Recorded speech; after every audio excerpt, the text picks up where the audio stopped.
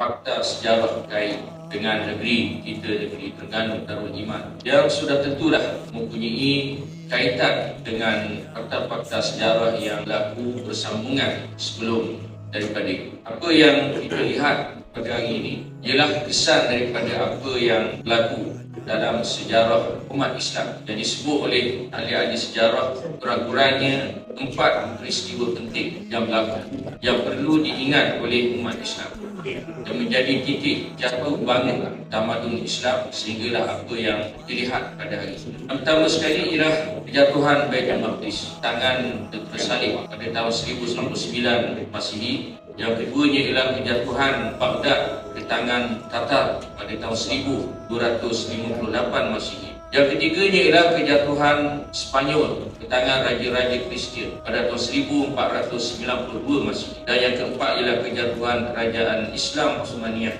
pada tahun 18 Masihi. Ada yang kata 1924 Masihi, tapi saya ambil tahun 1918 kerana pada tahun itu bermulanya apa yang disebut sebagai As-Sawratul Arabiyyatul Kubra, Revolusi Arab Agung yang bermula di Hijaz, Arab Saudi hari ini, sehinggalah berakhir dengan kejatuhan Kerajaan Islam Osmaniyah yang terlerai pada tahun 1924.